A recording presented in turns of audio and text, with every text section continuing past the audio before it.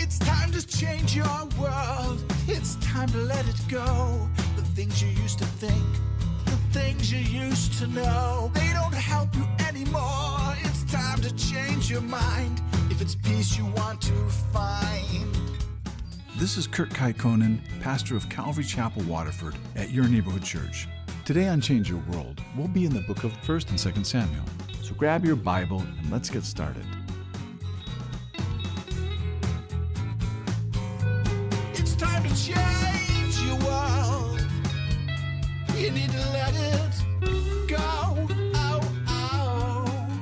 In this book, it makes the case that if there was no King Saul, then David would become King Saul number 2. But that by leaving King Saul in place and by Saul persecuting David, it teaches David to not be like King Saul. And that's because we all have a King Saul inside of us. We have someone that can be jealous and envious of others. We can be envious and jealous of what they have and thinking it should be ours, or we're maybe envious of their reputations, where we can become so self-centered in trying to protect what we think is ours, where we can find ourselves acting out in our flesh and out of our pride, justifying whatever we do, even when we're hurting other people. And a lot of people would think that if you don't want David to turn out like Saul, well, then you keep David away from his influence. You keep him away from someone like Saul. But that's not what God does. He keeps him very close, and he makes everything very, very personal. So he's feeling all the anger of Saul, all the hate of Saul, and he's feeling this for years. And so here God, he's leaving someone close to David in this place so he doesn't turn out like King Saul. And it's kind of like someone, and some of the stories you might have heard of somebody growing up in a home with an alcoholic, where that person sees what alcohol does to their life, to the person who is an alcoholic, and to the people that are all around him.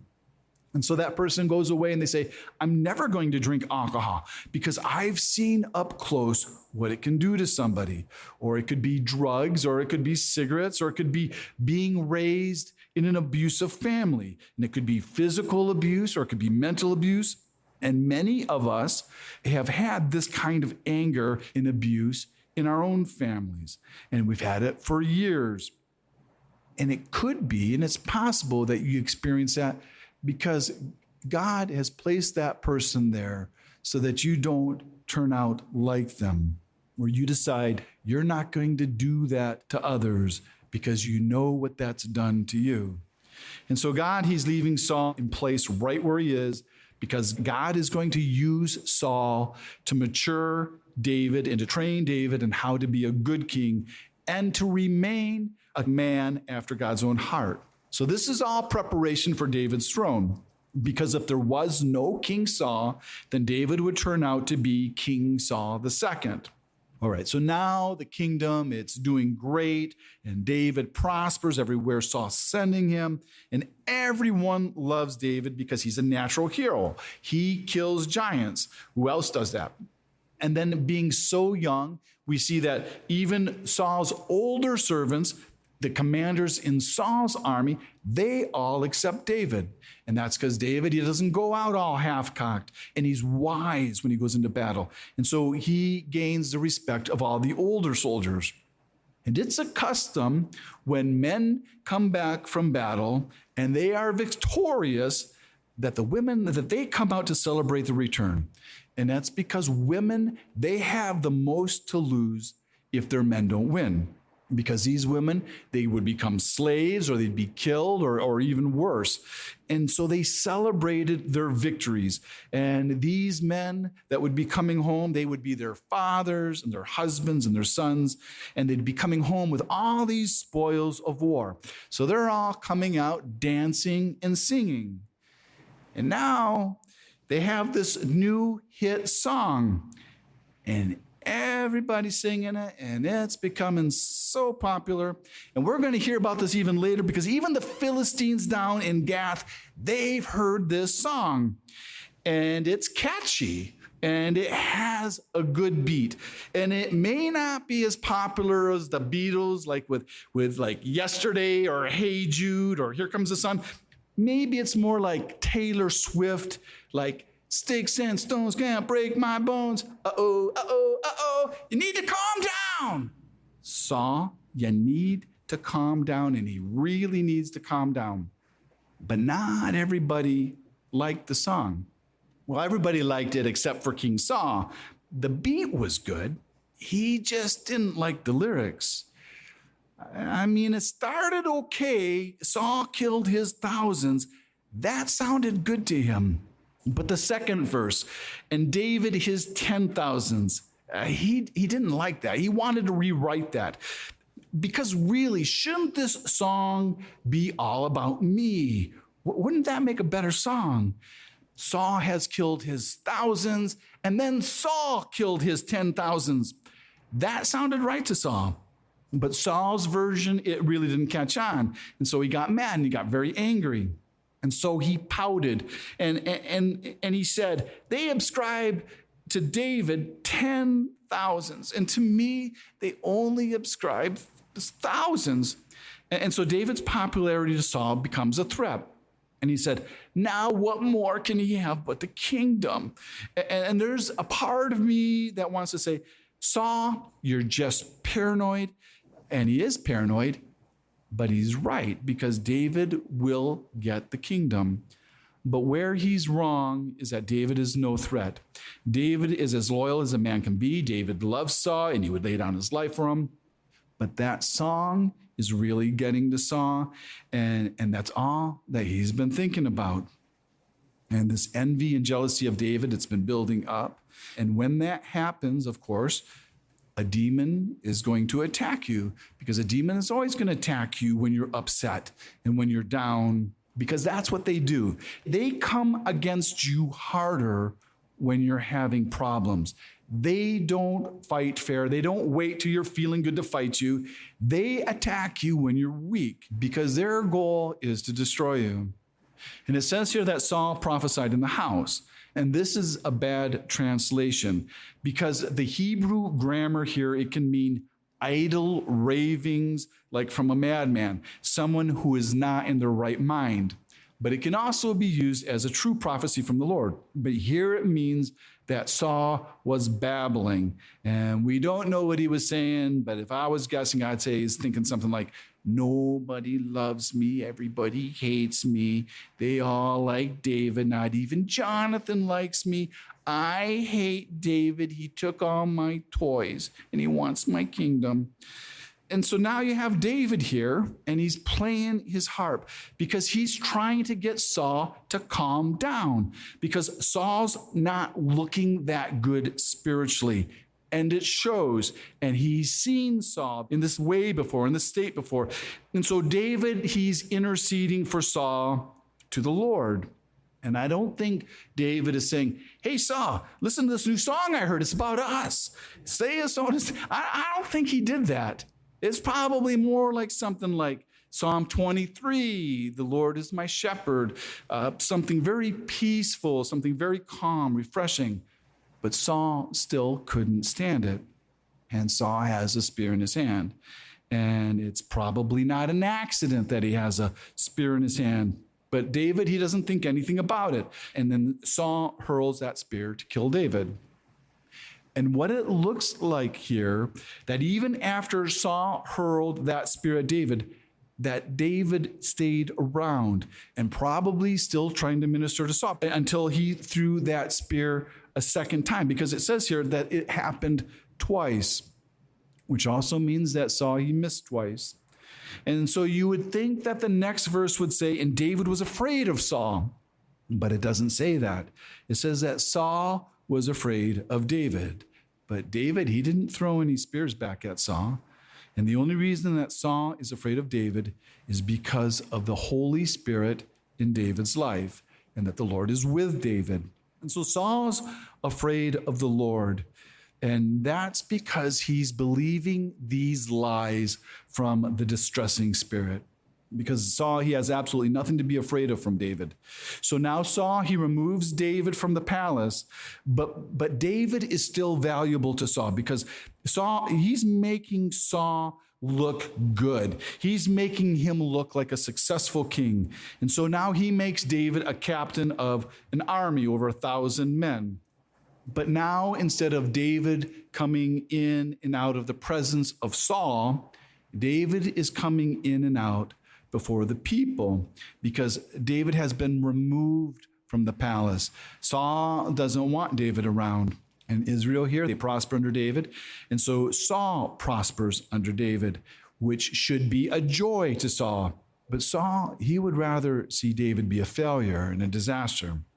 He doesn't want to see David successful. He doesn't want to see the Lord working in David's life, which should tickle him pink, but it just makes him more afraid.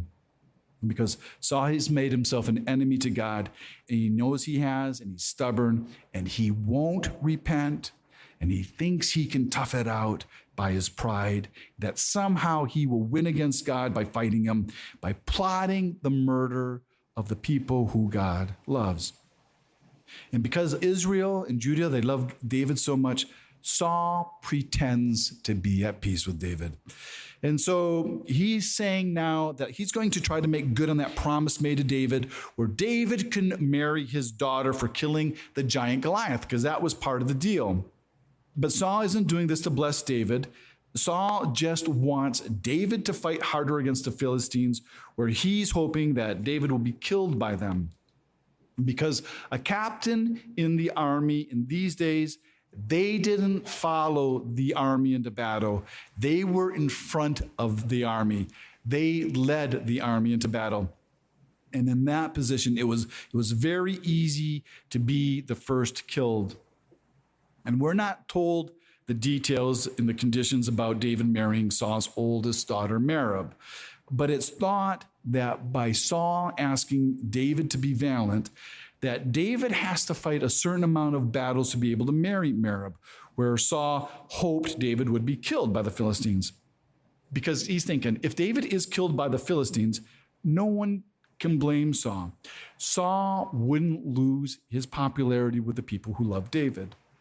And so what can be gathered from verse 19 is that there was a time that Merab was to be given to David, where David had fulfilled his requirements, but Saul gave his daughter Merab to Adriel, the Melolathite, as a wife.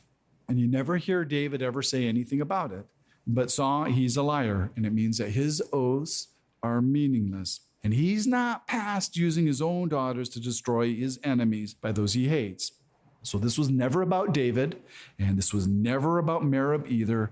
This was all about Saul to do whatever he thought was in his best interest. And it never says here that Merab loved David. And as a side note, we do know that Merab, that she will eventually have 5 sons. And later, all 5 of those sons will be put to death because of Saul's sins against the Gibeonites. And so here, where it never said Merab loved David, it does say that Michal, Saul's youngest daughter, that she loved David. But who wouldn't? Everybody loves David. He's a hero. And here, Michal's own brother, Jonathan, that's his best friend. So she probably knew David pretty well. And David, he actually fits in pretty well with his family, except in the eyes of Saul. So Saul, he comes up with this new plan, and he gives his daughter Michal to David. And the reason Saul gives it is to be a snare to him, which means that Saul probably knew her character because she will later become a snare to David. And David, he can't see Saul's motives behind the marriages, so he has no idea what Saul's plotting. And even though David is entitled to marry Saul's daughter for killing Goliath, David, he has this realistic humility about himself, saying, who am I or my family that I should be the son-in-law to the king? And so he objects. And David, and it's because he's not rich and he's not an important man in his own eyes. And David, he wouldn't have that kind of money to be able to pay a dowry for a king's daughter. But here Saul, he's not going to take no for an answer. And he says, this is going to happen today. So Saul sends the message to communicate to David that valor is more important to him than money, and that he's only going to require 100 Philistine foreskins as a dowry. And you think, what's Saul going to do with those? Is he going to make like a necklace? You know, and I know when my son Corbin got married, I am so glad that Cambriel's dad didn't ask for anything like that because I don't know where he'd get them. Amazon doesn't sell them. And Philistines, they don't easily give up their foreskins. You have to kill them. And so Saul is hoping that David will be killed by the Philistines. And that would actually be happening on this day because it looks like Saul set this day as his deadline. But this pleased David because he really wants to be a part of Saul's family. And though he had no money, killing Philistines is something he could do. So Saul's request probably came in the morning because by the end of the day, David had killed 200 Philistines. And this proved to Saul that the Lord was with David because he should have been killed by one of those Philistines. And so all this does is create more fear in Saul. But it should have set Saul at ease because they're family now. And David has only shown himself to be loyal. And so now we get to verse 29, and now it says that Saul has become David's enemy continually, though David doesn't know it. And so Saul keeps sending David out, and David keeps winning everything that he does, and his popularity grows. And then we get to chapter 19. And then Saul starts to conspire against David, and he tries to solicit the support of his son Jonathan and all of his servants to kill David. And so this would have also included a number of Saul's relatives, where some of these people, they could be speculating that David could become Saul's successor. And we already know that Jonathan knew that David was to be king. And now that David is married into the family, he's Saul's son-in-law. And at this time, David, he only has one wife, only Saul's daughter, Michal.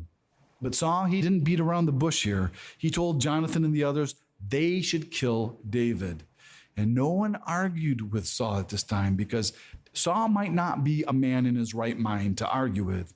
And even at this point, Jonathan, he doesn't say a word to Saul, but he goes and he tells David. And Jonathan, he would have the most to lose by not killing Saul. He would have the most to gain by David's death because he's Saul's oldest son. He's heir to the throne. But Jonathan is loyal to David, and he tells David his father is seeking to kill him. He also thinks that his father's obsession will probably pass by tomorrow, that this is just his paranoia. And so he tells David to be careful till morning and to go hide in a field where Jonathan will go out and he'll have a heart-to-heart with his dad about David, and then he'll give David a full report. And so they go out, father and son, they talk it through. Jonathan made David's case, and obviously on the face of it, David's done nothing wrong. And it would be a sin to harm David. So Saul swears David won't be killed. And so now there's hugs all around and things are back to the way they were before. There's no grudges held. And so now David, he's back in the palace and things are normal. And then war breaks out with the Philistines. And David leaves, and he does really well, and he delivers a mighty blow against the Philistines. But when he returns back to the palace, the distressing spirit is back on Saul, and he's in a daze again, and he's sitting around with a spear in his hand. And David, he goes and he tries to help him again. And so he starts playing the harp for Saul like he did before. And he doesn't even let the spear in Saul's hand bother him or keep him from ministering to Saul.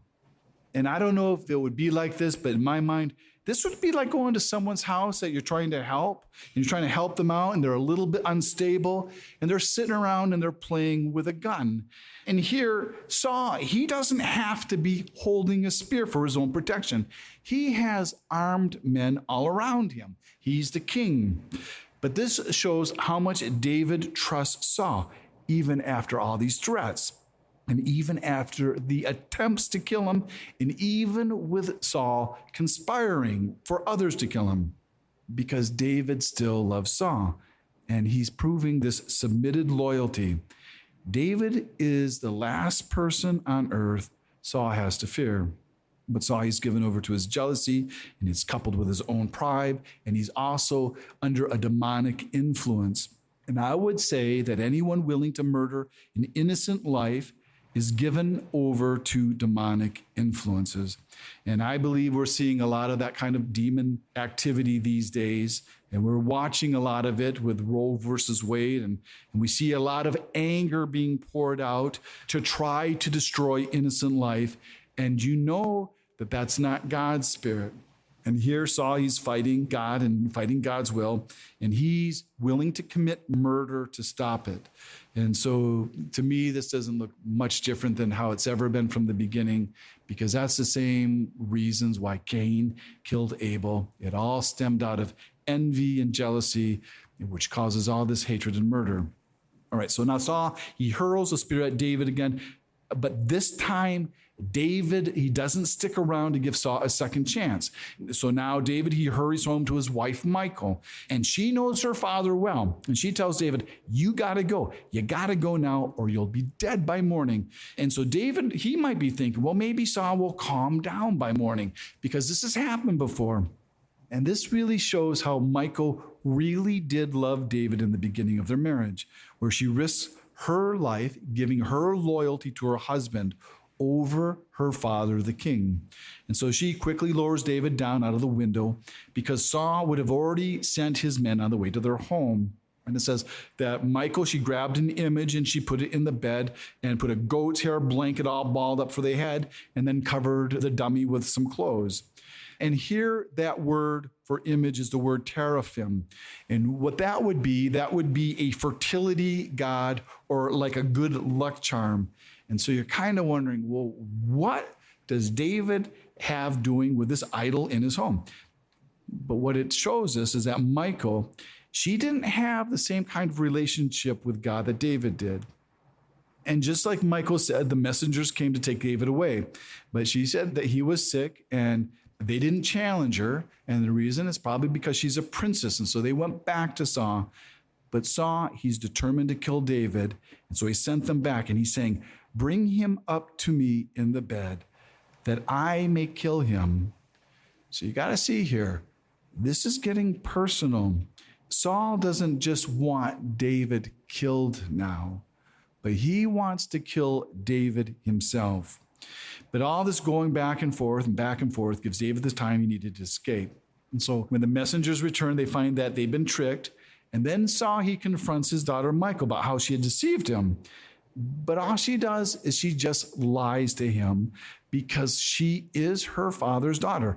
And so didn't really bother her in saying that David had threatened her life, that he was going to kill her. And it's really easy to understand why she would lie, because it's really hard to talk to somebody when they're in a rage, because a rage can quickly turn on you. And Saul, he is not beyond killing his own family members. He's proven that before if he feels like they have betrayed him. Okay, so now David, he gets to Ramah, down to Samuel's home. So that's 3 miles away from Saul's palace. And he went to Naioth.